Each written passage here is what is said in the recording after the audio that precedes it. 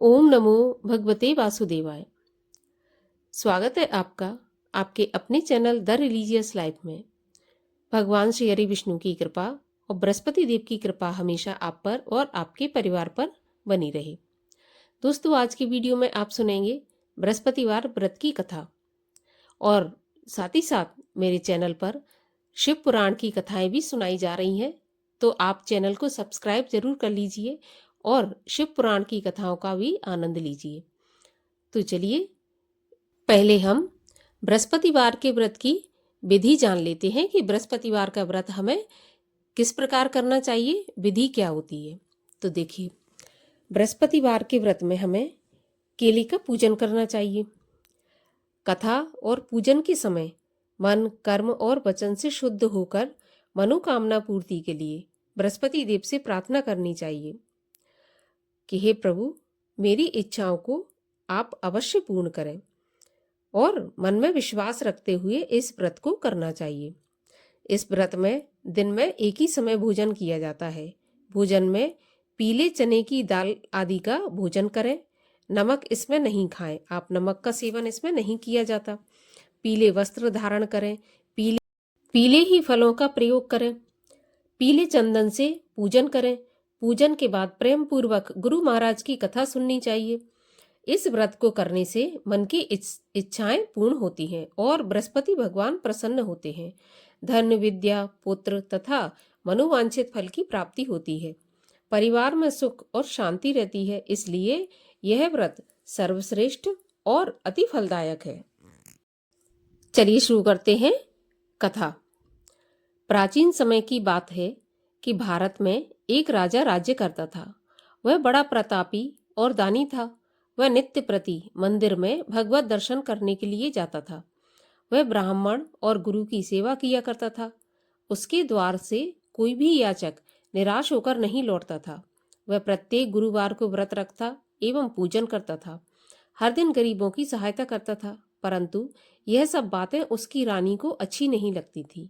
वह न ही व्रत करती और न किसी को एक भी पैसा दान में देती थी। वह राजा से भी ऐसा करने को मना किया करती थी। एक समय की बात है कि राजा शिकार खेलने वन को चले गए। घर पर रानी और दासी थी। उस समय गुरु बृहस्पति साधु का रूप धारण करके राजा के दरवाजे पर भिक्षा मांगने आए। साधु ने रानी से भिक्षा मांगी तो वह कहने लगी कि हे साधु महाराज, मैं इस दान पुण्य से तंग आ गई हूँ। इस कार्य के लिए तो मेरे पति देवी बहुत हैं। अब आप ऐसी कृपा करें कि सारा धन नष्ट हो जाए तथा मैं आराम से रह सकूं। साधु रूपी बृहस्पति देव ने कहा कि हे देवी, तुम बड़ी विचित्र हो। संतान और धन से तो कोई दुखी नहीं होता, इसको सभी चाहते हैं। पापी भी पुत्र और धन की इच्छा करता है। अगर तुम्हारे पास धन अधिक है तो भूखे मनुष्यों को भोजन कराओ, प्याऊ लगवाओ, ब्राह्मणों को दान दो, धर्मशालाएं बनवाओ, कुआं, तालाब, बावड़ी, बाग, बगीचों आदि का निर्माण कराओ तथा निर्धनों की कुंवारी कन्याओं का विवाह कराओ। साथ ही यज्ञ आदि करो। इस प्रकार के कर्मों से आपके कुल का और आपका नाम परलोक में सार्थक होगा एवं स्वर्ग की प्राप्ति होगी।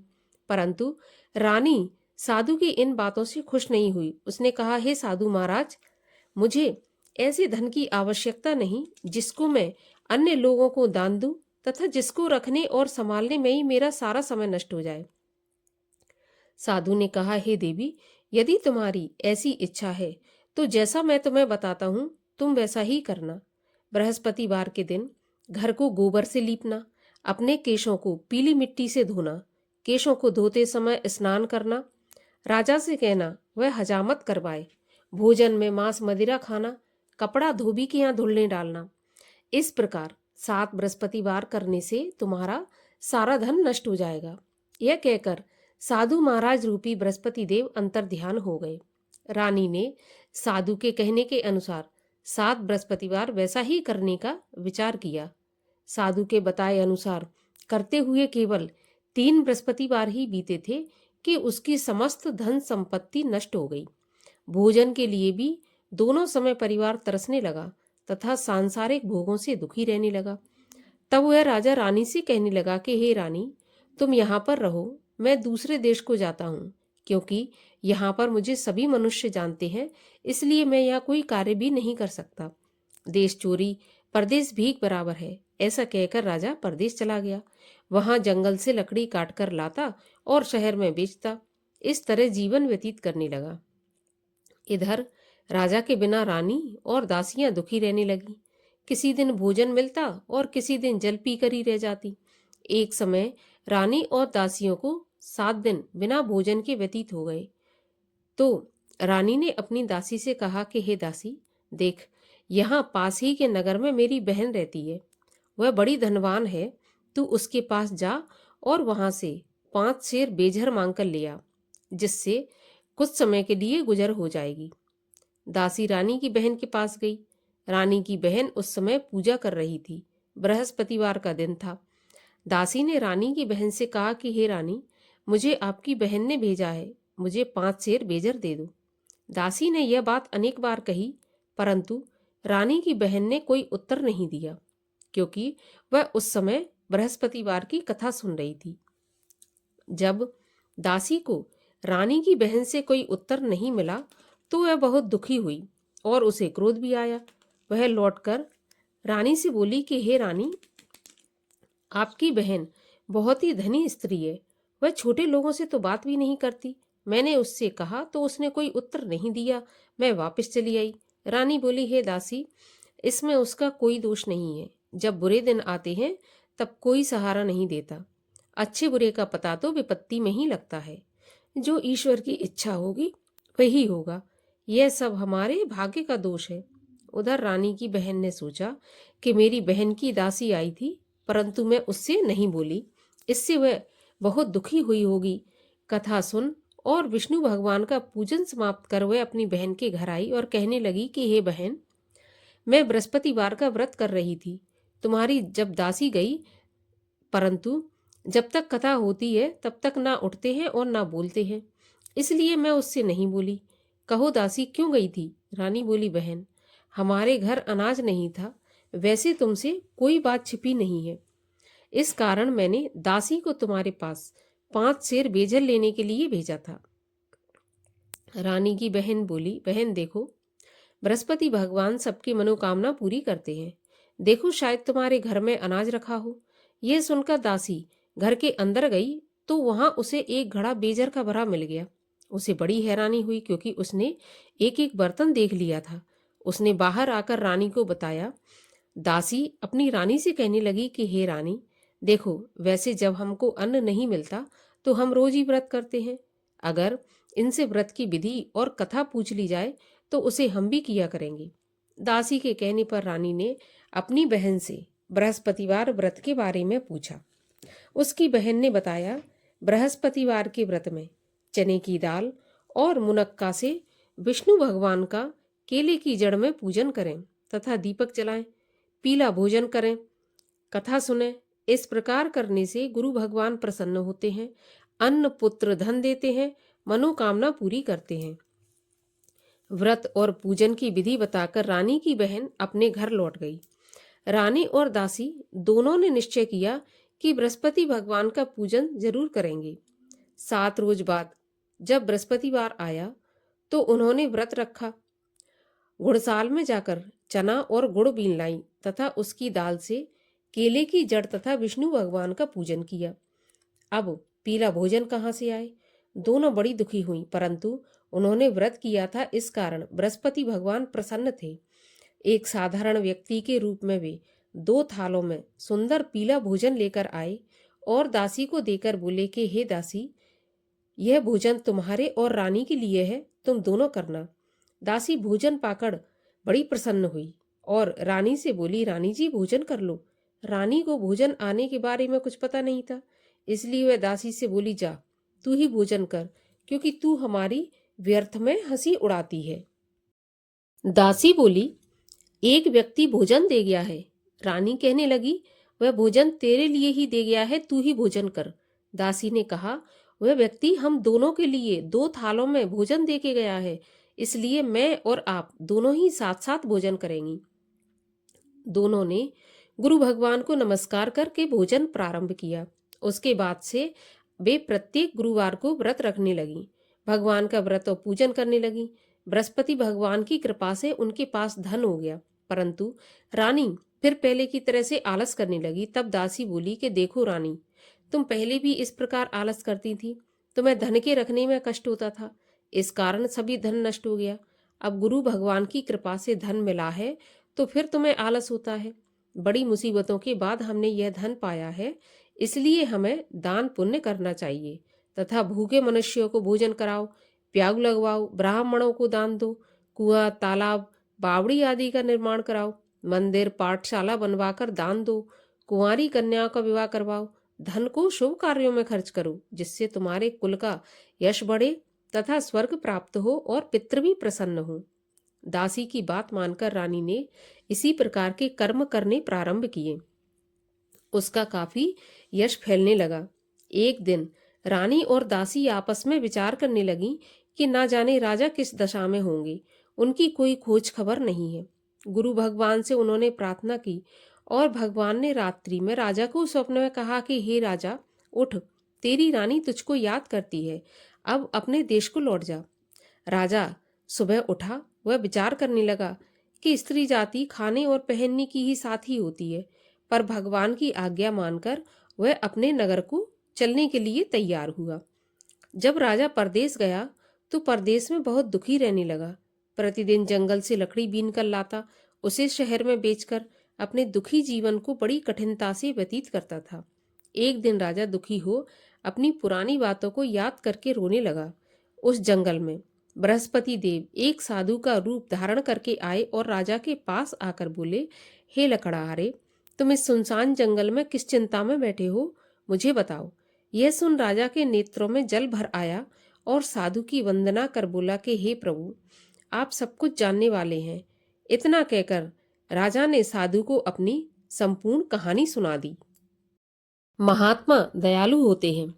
वे राजा से बोले, हे राजा, तुम्हारी पत्नी ने बृहस्पति देव के प्रति अपराध किया था, जिसके कारण तुम्हारी यह दशा हुई। अब तुम किसी प्रकार की चिंता मत करो, भगवान तुम्हें पहले से अधिक धन देंगे। देखो, तुम्हारी पत्नी ने बृहस्पतिवार का व्रत प्रारंभ कर दिया है। अब तुम भी बृहस्पतिवार का व्रत करके चने की दाल व गुड़ जल के लोटे में डालकर केले का पूजन करो, फिर कथा कहो या सुनो। भगवान तुम्हारी सब कामनाओं को पूरी करेंगे। साधु को प्रसन्न देखकर राजा बोला, हे प्रभु, मुझे लकड़ी बेचकर इतना पैसा नहीं बचता जिससे भोजन करने के उपरांत कुछ बचा सकूं। मैंने रात्रि में अपनी रानी को व्याकुल देखा है। मेरे पास कोई साधन नहीं जिससे उसका समाचार जान सकूं। फिर मैं बृहस्पति देव की क्या कहानी कहूं, यह भी मुझको मालूम नहीं है। साधु ने कहा, हे राजा, तुम किसी बात की चिंता मत करो। बृहस्पतिवार के दिन तुम रोज की तरह लकड़ियां लेकर शहर को जाओ। तुम्हें रोज से दोगुना धन प्राप्त होगा, जिससे तुम भली भांति भोजन कर लोगे तथा बृहस्पति देव की पूजा का सामान भी आ जाएगा। बृहस्पतिवार की कहानी भी मैं तुम्हें बताता हूँ, इस प्रकार से है। बृहस्पति देव की कथा। प्राचीन काल में एक बहुत ही निर्धन ब्राह्मण था। उसके कोई संतान नहीं थी। वह नित्य पूजा पाठ करता, परंतु उसकी स्त्री बहुत मलिनता के साथ रहती थी। वह न स्नान करती और न किसी देवता का पूजन करती। प्रातःकाल उठते ही सर्वप्रथम भोजन करती, बाद में कोई अन्य कार्य करती।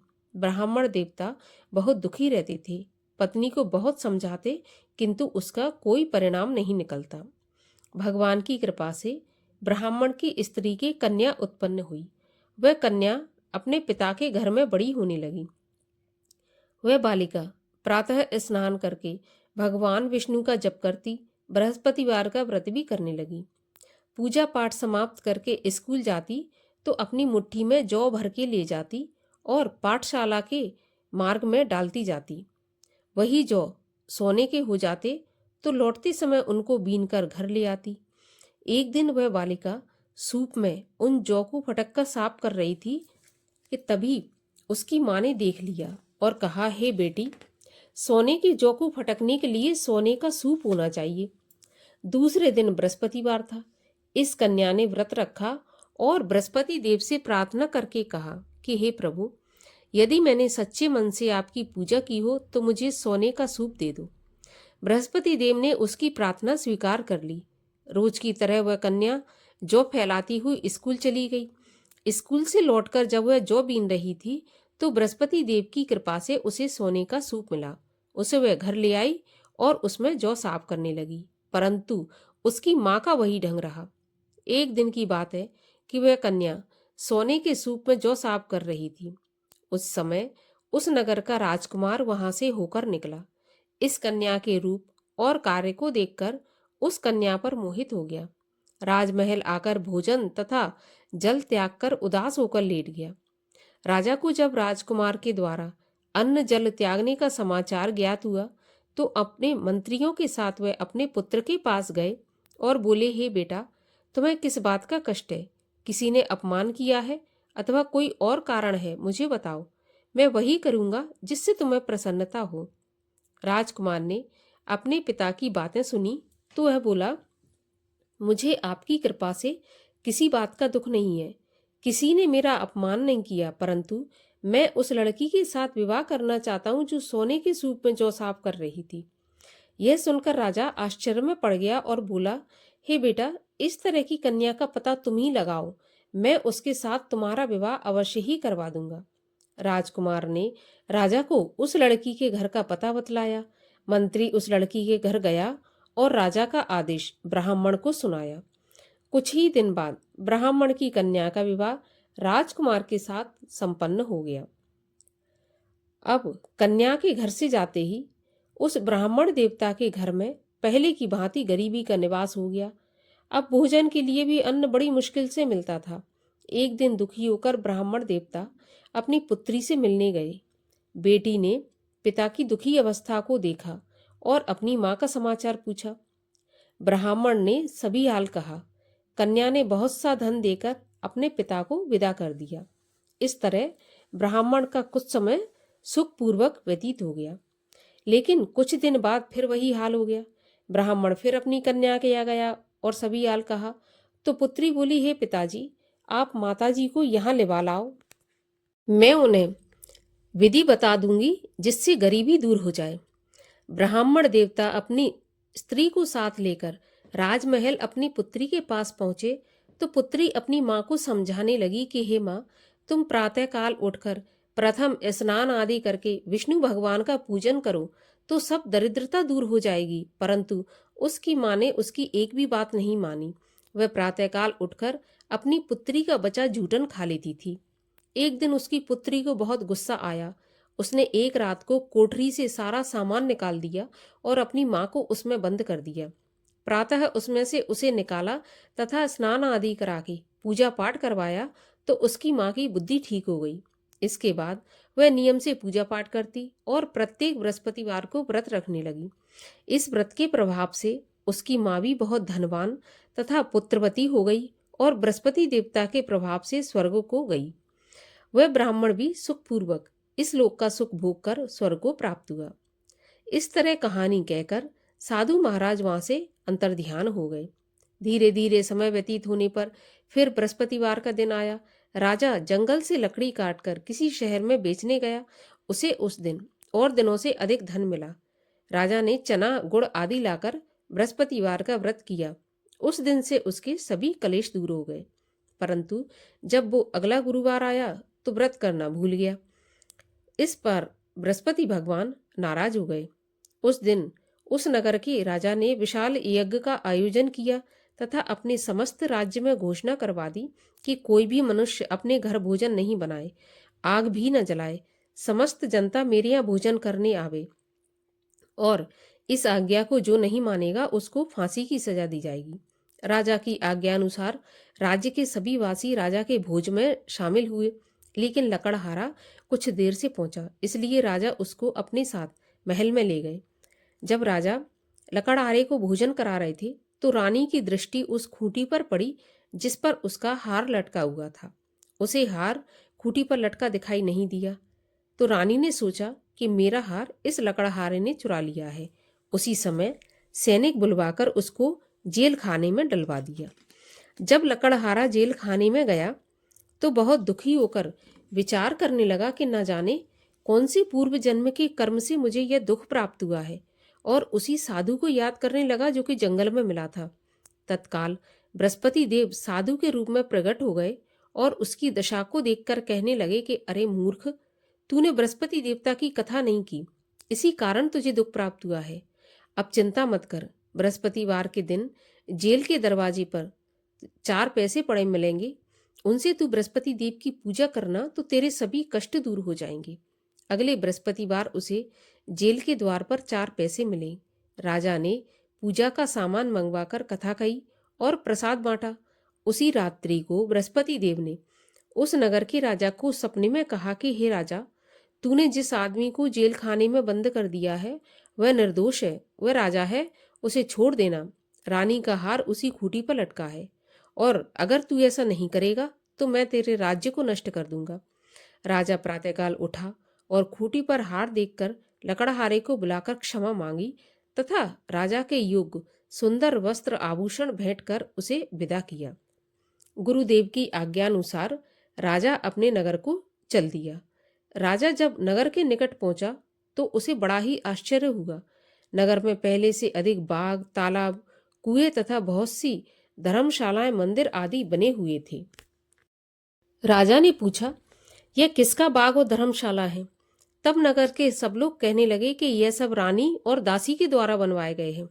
राजा को आश्चर्य हुआ और गुस्सा भी आया। जब रानी ने यह खबर सुनी कि राजा आ रहे हैं तो उसने अपनी दासी से कहा कि हे दासी, देख राजा हमको कितनी बुरी हालत में छोड़ गए थे। हमारी ऐसी हालत देखकर वह लौट न जाए, इसलिए तू दरवाजे पर खड़ी हो जा। रानी की आज्ञा अनुसार दासी दरवाजे पर खड़ी हो गई। जब राजा आए तो उन्हें अपने साथ महल में लिवा लाई। तब राजा ने क्रोध करके अपनी तलवार निकाली और पूछने लगा, बताओ यह धन तुम्हें कैसे प्राप्त हुआ है? तब रानी ने बताया, हमें यह सब धन बृहस्पति देव के व्रत के प्रभाव से प्राप्त हुआ है। राजा ने निश्चय किया कि 7 रोज बाद तो सभी बृहस्पति देव का पूजन करते हैं, परंतु मैं रोजाना दिन में 3 बार कथा कहूंगा और रोज व्रत किया करूंगा। अब हर समय राजा के दुपट्टे में चने की दाल बंधी रहती तथा दिन में 3 बार कथा कहता। एक रोज राजा ने विचार किया कि चलो अपनी बहन के यहाँ हो आऊं। इस तरह निश्चय कर राजा घोड़े पर सवार हो अपनी बहन के यहाँ चल दिया। मार्ग में उसने देखा कि कुछ आदमी एक मुर्दे को लिए जा रहे हैं। उन्हें रोककर राजा कहने लगा, अरे भाइयों, मेरी बृहस्पति देव की कथा सुन लो। वे बोले, लो, हमारा तो आदमी मर गया, इसको अपनी कथा की पड़ी है। परंतु कुछ आदमी बोले, अच्छा कहो, हम तुम्हारी कथा भी सुनेंगे। राजा ने दाल निकाली और कथा कहनी शुरू कर दी। जब कथा आधी हुई थी तो मुर्दा हिलने लगा और जब कथा समाप्त हुई तो राम राम करके वह मुर्दा उठकर खड़ा हो गया। राजा आगे बढ़ा। उसे चलते चलते शाम हो गई। आगे मार्ग में उसे किसान खेत में हल चलाता मिला। राजा उससे बोला, अरे भैया, तुम मेरी बृहस्पतिवार की कथा सुन लो। किसान बोला, जब तक मैं तेरी कथा सुनूंगा तब तक 4 अरैया जोत लूंगा। जा अपनी कथा किसी और को सुनाना। राजा आगे चलने लगा। राजा के हटते ही बैल पछाड़ खाकर गिर गए और किसान के पेट में बहुत जोर से दर्द होने लगा। उसी समय किसान की पत्नी रोटी लेकर आई। उसने जब यह देखा तो अपने पुत्र से सब हाल पूछा और बेटे ने सभी हाल कह दिया। बुढ़िया दौड़ी दौड़ी और घुड़सवार के पास गई और उससे बोली, मैं तेरी कथा सुनूंगी, तू अपनी कथा मेरे खेत पे चलकर ही कहना। राजा ने लौटकर बुढ़िया के खेत पे जाकर कथा कही, जिसको सुनकर बैल उठकर खड़े हो गए तथा किसान के पेट का दर्द भी बंद हो गया। अब राजा अपनी बहन के घर पहुंच गया। बहन ने भाई की खूब मेहमानी की। दूसरे दिन राजा प्रातःकाल जगा तो वह देखने लगा कि सब लोग भोजन कर रहे हैं। राजा ने अपनी बहन से कहा कि ऐसा कोई मनुष्य है जिसने भोजन नहीं किया हो, जो मेरी बृहस्पतिवार की कथा सुन ले। तो बहन बोली, भैया, यह देश ऐसा ही है, पहले यहाँ के लोग भोजन करते हैं, बाद में अन्य काम करते हैं। अगर कोई पड़ोस में हो तो मैं देख आती हूँ। ऐसा कहकर बहन देखने चली गई, परंतु उसे कोई ऐसा व्यक्ति नहीं मिला जिसने भोजन नहीं किया हो। वह एक कुम्हार के घर गई जिसका लड़का बीमार था। उसे मालूम हुआ कि उसके यहाँ 3 दिन से किसी ने भोजन नहीं किया। रानी ने अपने भाई की कथा सुनने के लिए कुम्हार से कहा तो वह तैयार हो गया। राजा ने जाकर बृहस्पतिवार की कथा कही, जिसको सुनकर उसका लड़का ठीक हो गया। अब तो राजा की प्रशंसा होने लगी। एक दिन राजा ने अपनी बहन से कहा कि हे बहन, हम अपने घर को जाएंगे, तुम भी तैयार हो जाओ। राजा की बहन ने अपनी सास से कहा। तो सास बोली, हाँ चली जा, परंतु अपने बच्चों को मत ले जाना, क्योंकि तेरे भाई को तो कोई औलाद नहीं है। बहन ने अपने भैया से कहा, भैया मैं तो चलूंगी, पर कोई बालक नहीं जाएगा। राजा ने कहा, जब कोई बालक नहीं चलेगा तो तुम क्या करोगी? बड़े दुखी मन से राजा अपने नगर को लौट आया। राजा ने अपनी रानी से कहा, हम निर्वंशी राजा हैं, हमारा मुंह देखने का भी धर्म नहीं है। वह बिना भोजन आदि किए शैया पर लेट गया। तब रानी बोली कि हे प्रभु, बृहस्पति देव ने हमें सब कुछ दिया है, वे हमें संतान भी अवश्य देंगे। उसी रात बृहस्पति देव ने राजा को स्वप्न में कहा कि हे राजा, उठ, सभी सोच त्याग दे, तेरी रानी गर्भवती है। राजा को यह जानकर बड़ी खुशी हुई। 9वें महीने रानी के गर्भ से एक सुंदर पुत्र पैदा हुआ। तब राजा बोला कि हे रानी, स्त्री बिना भोजन के रह सकती है, परंतु बिना कहे नहीं रह सकती। जब मेरी बहन आए तो तुम मुझसे कुछ कहना मत। तो रानी ने सुनकर हाँ कर दी। जब राजा की बहन ने यह शुभ समाचार सुना तो वह बहुत खुश हुई तथा बधाई लेकर अपने भाई के यहाँ आई। तभी रानी ने कहा, घोड़ा चढ़कर नहीं आई, गधा चढ़ी आई। तो राजा की बहन बोली, भाभी मैं इस प्रकार नहीं कहती तो तुम्हें औलाद कैसे मिलती? बृहस्पति देव ऐसे ही है, जैसी जिसके मन में कामना है सभी को पूर्ण करते हैं।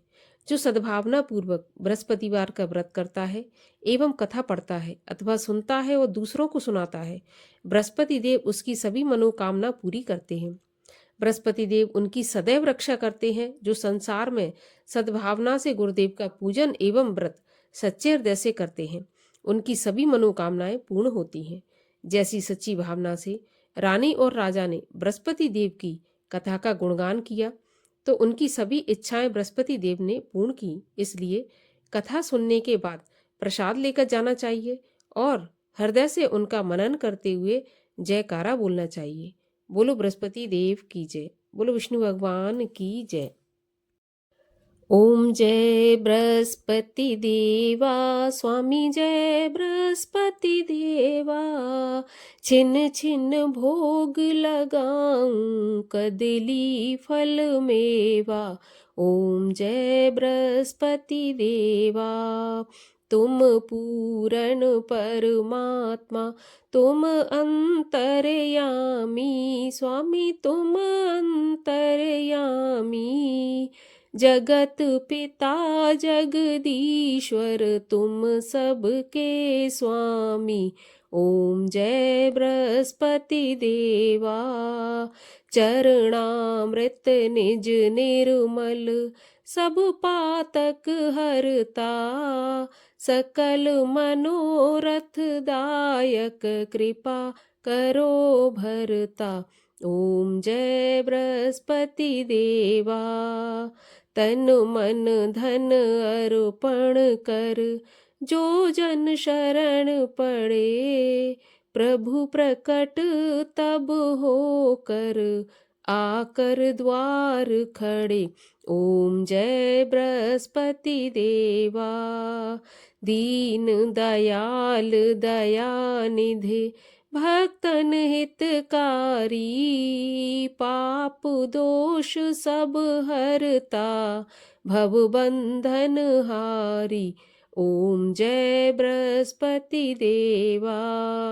सकल मनोरथ दायक, सब संशय हारी। विषय विकार मिटाओ, संतन सुखकारी। ओम जय बृहस्पति देवा। जो कोई आरती प्रभु की प्रेम सहित गावे। जेठानंद आनंद कर, सो निश्चय पावे। ओम जय बृहस्पति देवा। जय बृहस्पति देवा, स्वामी जय बृहस्पति देवा। छिन छिन भोग लगाऊं, कदली फल मेवा। ओम जय बृहस्पति देवा। बोलो विष्णु भगवान